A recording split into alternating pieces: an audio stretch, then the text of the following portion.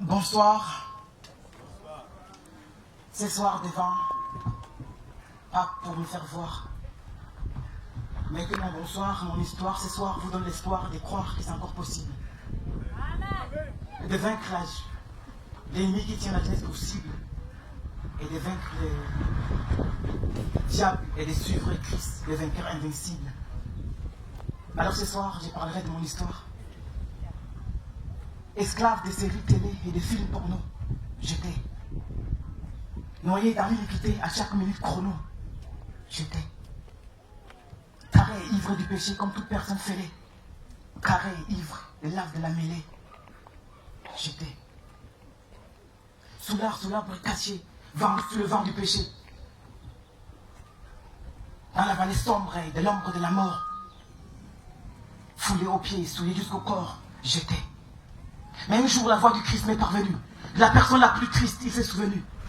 Dans la boue, seul, sale, sans saveur. Soit au sol, soit en tôle, sans le sauveur. J'étais. Alors il dit, j'ai ton fardeau, redresse ton dos. Je t'aime avec ton défaut. Viens à moi tel que tu es.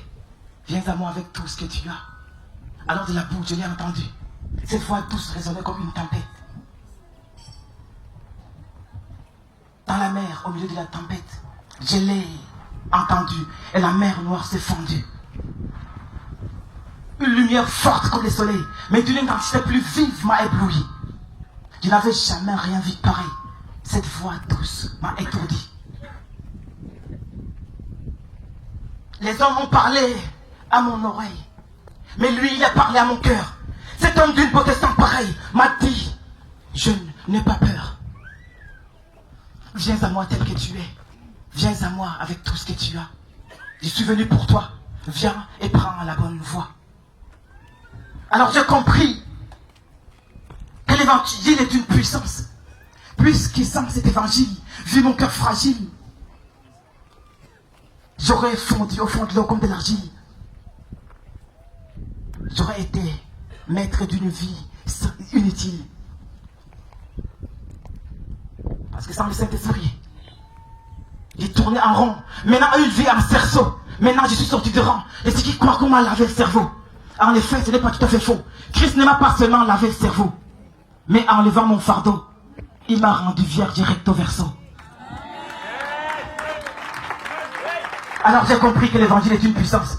Puisque sans, j'aurais péri maître d'une vie sans sens. J'aurais péri dans ce périmètre sans fenêtre, sans connaître le bien-être de renaître, et sans les divins maîtres, j'aurais été sous terre à 2 mètres. Sans lui, sans exagération aucune, j'ai mené une vie en dents de scie. Mes histoires s'est terminées par des séries de scie. J'ai mené une vie de fou. Ma vie était sans dessus-dessous. Alors aujourd'hui, je prends le marteau et l'enclume. J'aiguise mes mots et ma plume. Je les grave en gras pour dire en gros à quel point c'est grave de vivre sans le Saint-Esprit. Alors je lève ma voix et j'écris. La sève coule de mes doigts et j'écris. Je grave mes mots dans l'air, je les grave par tout ce qui est vert, afin que les vents les traînent jusqu'aux confins de la terre. C'est là ma manière de dire que j'ai trouvé le vrai bonheur, le sauveur du monde. Alors la vraie joie m'inonde. Ma voix parcourt le bout du monde. Alors je crois que je suis accro. Et je l'ai dit à haute voix, même sans micro. Parce que j'ai compris que l'évangile est une puissance. Plus que sans cette puissance, j'aurais péri maître d'une vie sans sens. J'aurais péri dans ce périmètre sans fenêtre, sans connaître le bien-être de renaître. Et sans les divins maîtres, j'aurais été sous terre à 2 mètres. Alors ce soir, c'est mon histoire. Que mon histoire ce soir te donne l'espoir de croire que c'est encore possible.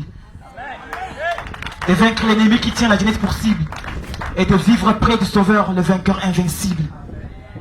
Je vous remercie.